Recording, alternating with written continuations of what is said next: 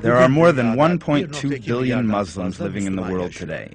Muslims constitute a majority of the population in 56 separate countries. There are problems, conflicts, and even wars between some of these countries.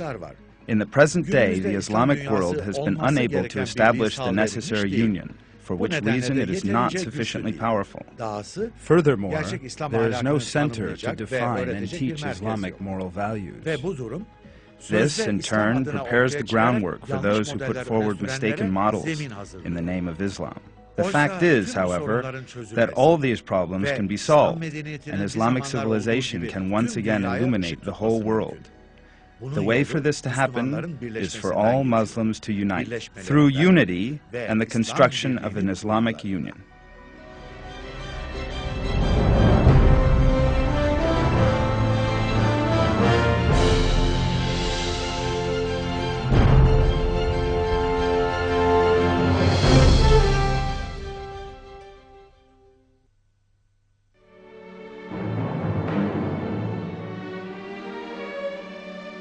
At the beginning of the 7th century, Arabia was one of the world's most chaotic places. Many tribes lived on these lands, and each of them worshipped a different idol. They would declare war on each other, shed much blood, and even kill children for their misguided beliefs in idols.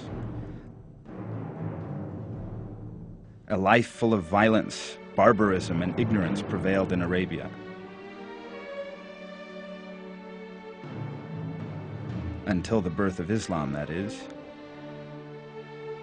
This dark world began to be utterly transformed with God's revelation of the Quran to the Prophet Muhammad, peace be upon him. With the spread of Islam, peace, reason, and civilization ruled.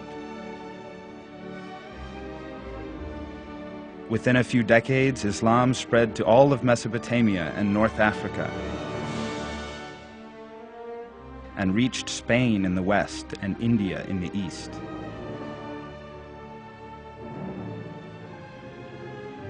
The Arabs, who had been tending their flocks in the desert just a few decades ago, were now the rulers of an empire due to the reason, culture, and awareness they had acquired through Islam.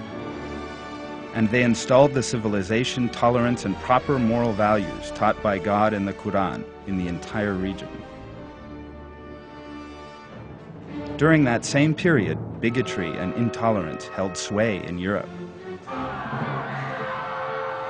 The Catholic Church was oppressing the Jews and even Christians of other denominations. Forced proselytization, as well as torture and murder in the name of religion, were common.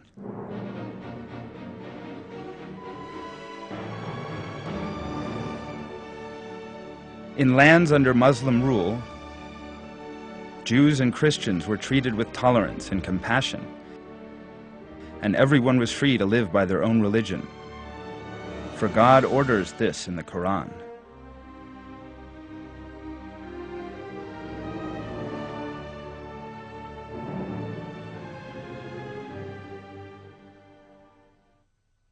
Only argue with the people of the book in the kindest way, except in the case of those of them who do wrong, saying, "We believe in what has been sent down to us and what was sent down to you. Our God and your God are one, and we submit to him."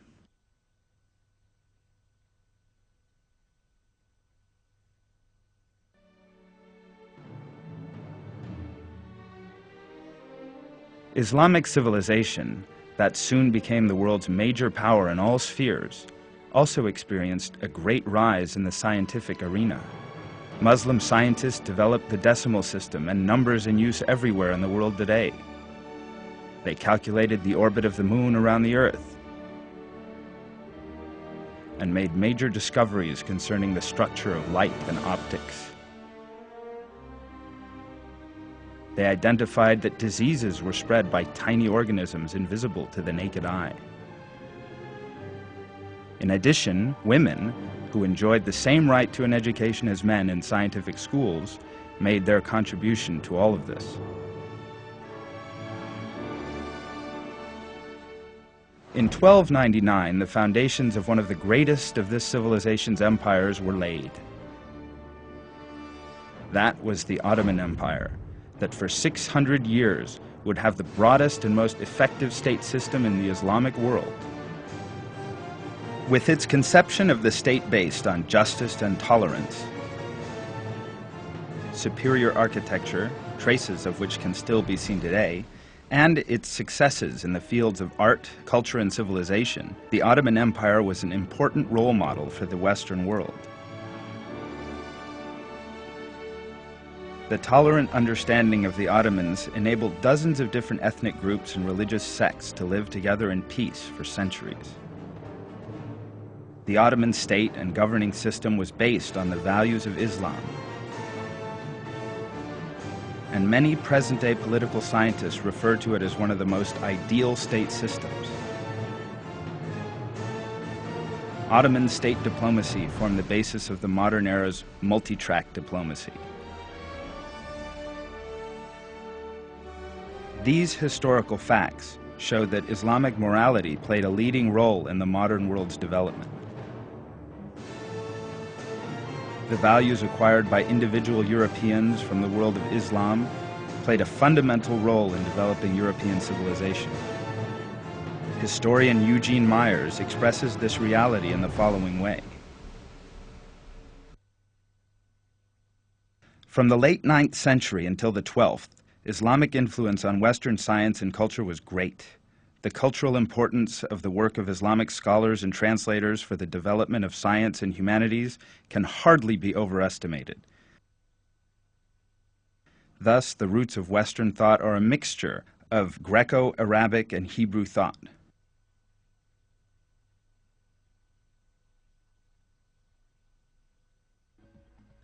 Muslims today should not just bask in the glory of their past, but must work to help the Islamic world rise once again. A glory resembling that of the past can be constructed by Muslims once again, becoming leaders of culture and civilization. Muslims must react to differences with tolerance and use their strength and energies solely for the benefit of Islam and humanity. Only with the dominance of a democratic, tolerant, and peace-loving culture can the Islamic world construct one of the great civilizations of the 21st century. Love, compassion, sympathy, and tolerance are the core values of Islamic morality. Thanks to these values, some despotic regimes ruling Muslim lands today will fall. Muslims will enjoy peace and security. Cultural and economic development will be achieved.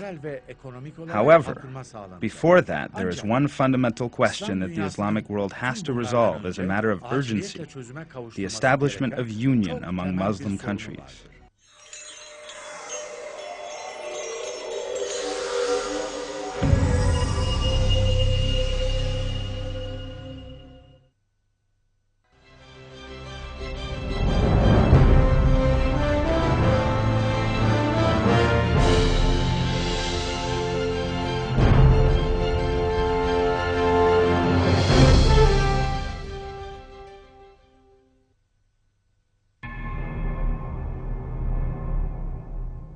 In the 19th century, one of the most destructive trends in political history made its appearance in the Islamic world: radical nationalism.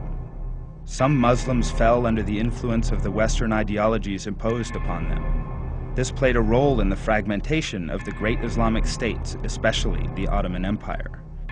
With the collapse of the Ottoman Empire, the great majority of Muslims found themselves colonized by Western powers. Before the colonialists withdrew decades later, they drew up artificial borders.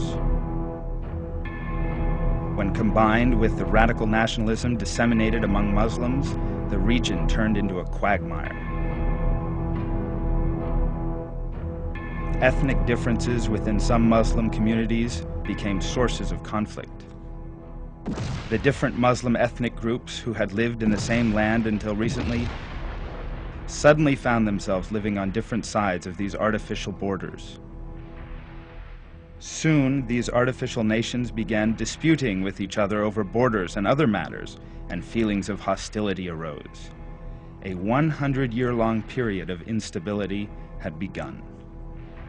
Today, union has still not been established in the Islamic world, and a great many Islamic countries are struggling with political, economic, or social problems. This, in turn, is one of the major obstacles to a helping hand being extended to needy Muslims.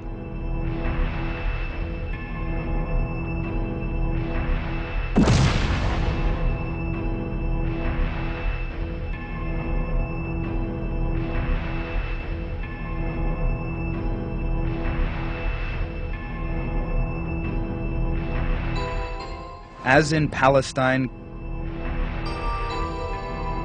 Kashmir, East Turkestan, Moro, and a great many other places.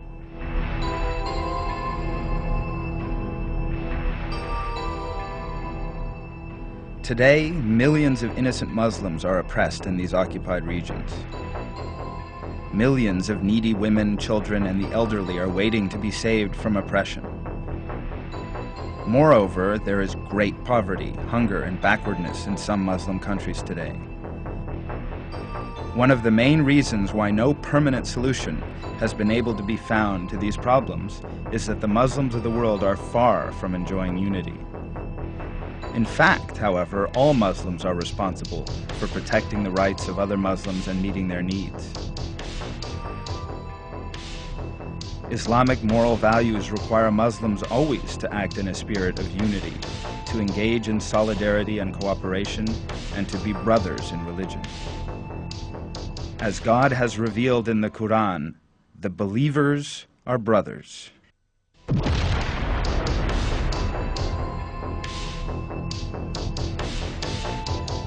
In the Quran, God reveals that there will be terrible chaos in the world in the absence of Muslim union. Those who do not believe are the friends and protectors of one another. If you do not act in this way, protect each other, there will be turmoil in the land and great corruption.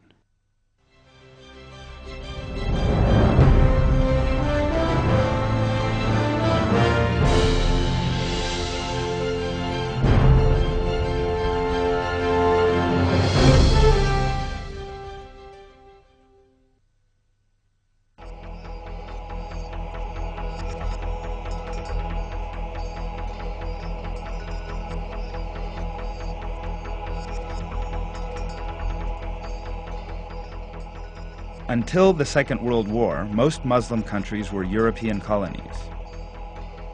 Some of them had to undertake wars of liberation to gain their independence. This situation changed the look of Islamic geography. However, the real change took place after the Cold War ended. Until then, the Islamic world was considered in terms of Africa and Asia. Now, it has become more of a Eurasian affair, with Albania and Bosnia to the west, and Chechnya and Tajikistan to the east. In the 1980s, Turkey was the only Muslim country represented in the Organization for Security and Cooperation in Europe. Now, there are 9. On the other hand, a great many Muslims began migrating to various European countries and America from the early part of the 20th century on. Considerable Muslim populations developed in these lands. This, in turn, increased the extent of the Islamic world. Today, Islam is the fastest growing religion in America and many European countries. The present-day Islamic world, with its 1.2 billion population, represents a major power with its underground wealth and strategic importance.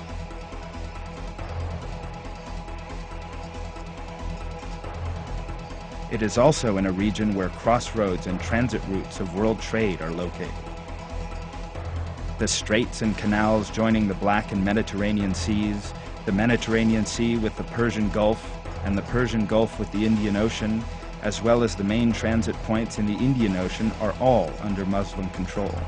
In terms of strategic underground reserves, such as oil and natural gas, the world's wealthiest lands are part of the Islamic region. Roughly half of the oil consumed in the West is exported from the Islamic world, as is 40% of the world's agricultural production. the Persian Gulf holds 2/3 of the planet's discovered crude oil reserves. Saudi Arabia alone holds 25.4% of the world's oil reserves, or 262 billion barrels.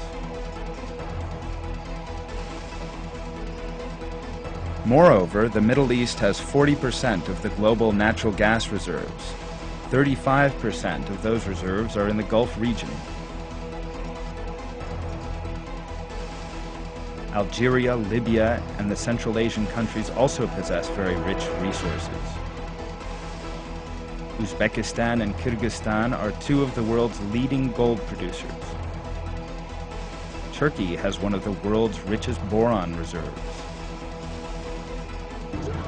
Tajikistan has the world's largest aluminum-producing facilities.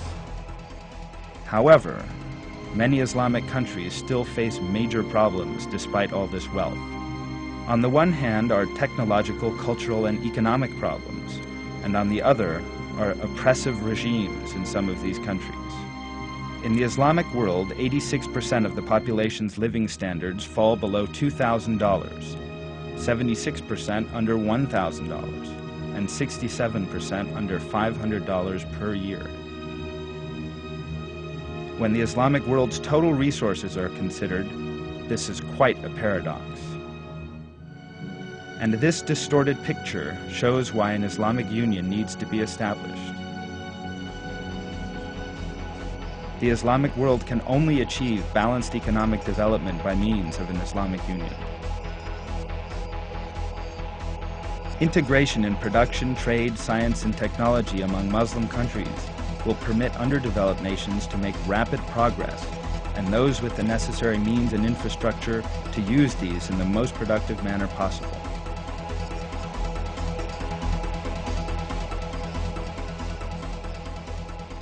More productive use of the Islamic world's natural resources will permit Islamic countries to exchange the goods they produce and workforce potentials as productively as possible. Many charitable and international organizations are actively seeking to assist poor and suffering Islamic nations. However, their efforts usually do not go beyond delivering aid packages to the affected regions. And this aid often does not reach its intended recipients due to the failures of the underdeveloped nation's system and their mafia or gang-type organizations. All of these must be eradicated, and a new mentality based on conscience and common sense must be nurtured through mass education campaigns.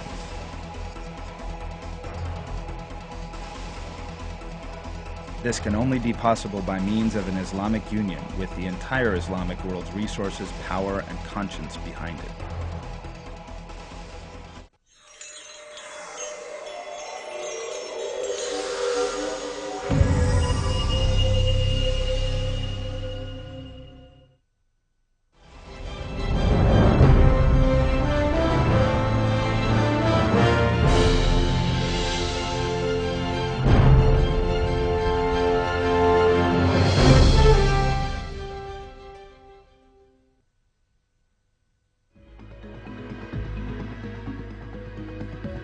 The European Union may be a model for the Islamic Union.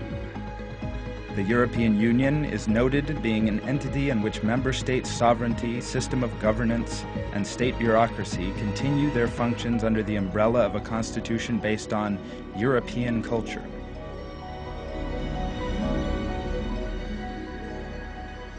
Within this constitution's framework, member states cooperate in politics, culture, and economy, and a central legislature and administration coordinate their cooperation and represent Europe's interest as a whole.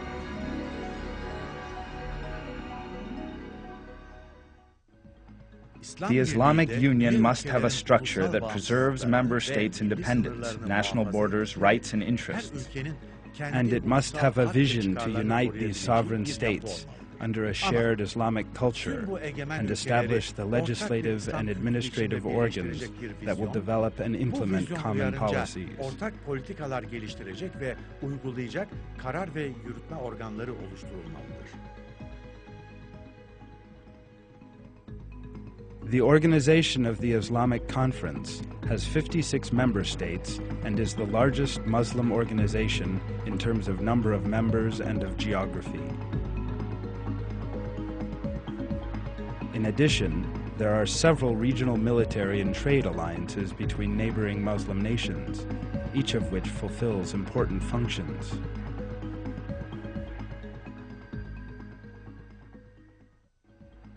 However, the Islamic world needs a more comprehensive union. This union must have decision-making powers, be able to develop and implement common policies, and represent the voice of the whole Muslim world.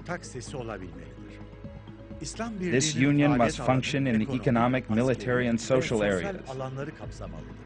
Thus, the member state security concerns will be addressed, and the resulting extensive cooperation will result in higher standards of living in the member states.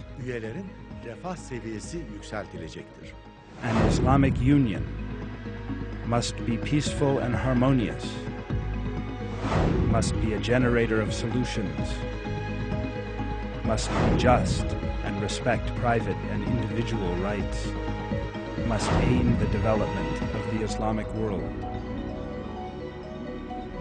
must bring the conflicts between Muslims and other civilizations to an end and resolve problems.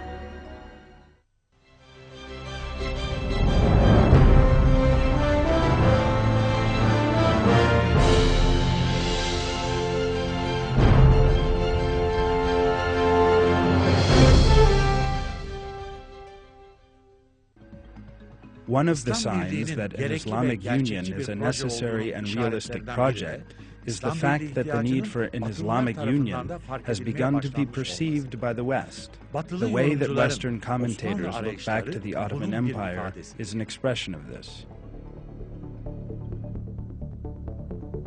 One of the comments from the West about this subject is a piece in the New York Times by David Fromkin entitled "A World Still Haunted by Ottoman Ghosts."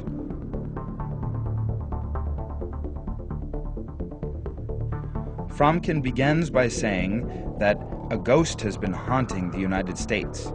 It is the specter of the Ottoman Empire, and continues,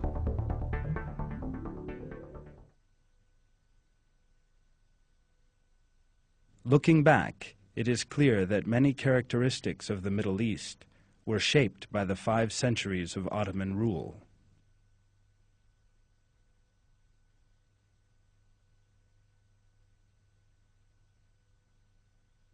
British journalist Timothy Garton Ash expressed similar views in an article published in The Guardian. Ash says, "We are still wrestling, nearly a century later, with the legacy of the Ottoman Empire," and concludes,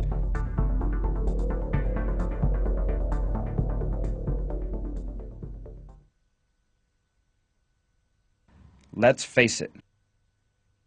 When this bleeding war in Iraq is over, we'll be back in 1918, confronting many of the same questions in the same places that our grandparents wrestled with, from the Balkans to the Middle East.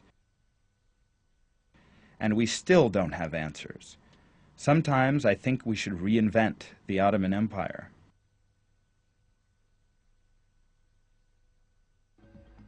The feature of the Ottoman Empire referred to by Western observers is that it represents the last Islamic Union in history.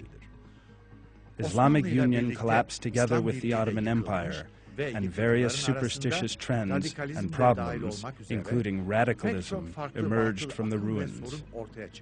The solution is the restoration of the Islamic Union. An Islamic Union which, as under the Ottoman Empire, will be tolerant of other beliefs, a respected and dazzling member of the community of civilizations, and a guarantor of world stability. Modern Turkey, the heir of the Ottoman Empire, with the democratic system it possesses, its moderate conception of Islam based on Quranic moral values, its dialogue with the West, and the prestige it enjoys in the Islamic world, is capable of leading that union. It is most interesting that this fact is being identified by Western commentators. The British writer Jonathan Power makes the following comment in an article in the Los Angeles Times titled, "The Stage is Set for an Islamic Renaissance." This renaissance of Islam will come to pass in one not too distant day, if only because the roots of civilization in the Islamic world run deep. The brain power is certainly there. It is just a question of the right political structures. In the modern world, perhaps democracy can be the key to unlock the stored-up potential, as modern Turkey seems to be demonstrating.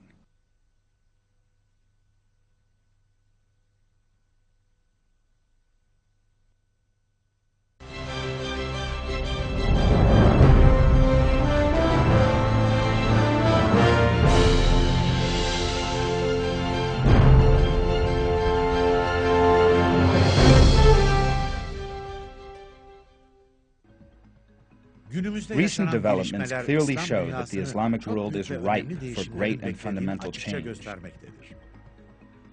The Quran and the Hadith literature suggest that the approaching period will be a bright one for the world's Muslims, God willing. Dünya Müslümanları için çok aydınlık olacağını müjdelemektedir. Setting up the Islamic Union will speed up the process and begin a new era of plenty and prosperity, not only for Muslims, but also for humanity in general. The current situation may seem to be very negative at first look, whereas in reality, each negative development signals the approach of a blessed period. War, destitution, famine, oppression, and tyranny against Muslims across the world are signs of the end times. The end of the end times is the rise of Islamic moral values. Therefore, the current situation must not cause Muslims to feel despair and hopelessness. On the contrary, it should motivate them and increase their zeal and excitement. The great Islamic scholar, Bediüzzaman Said Nursi, explained in his famous Damascus sermon the conditions in which Muslims live, warned of the dangers of falling into despair, and spoke of the bright future awaiting them as follows.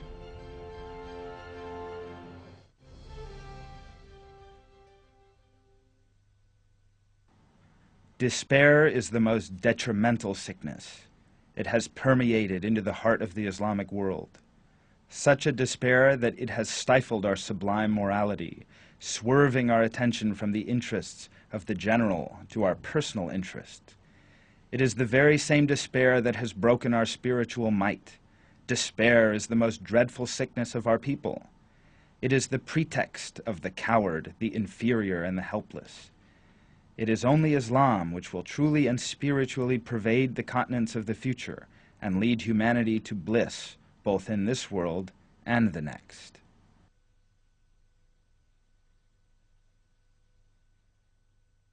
The glad tidings imparted by Bediüzzaman are today very near. In order for Muslims to be worthy of these tidings, they must never forget that union is something commanded by God.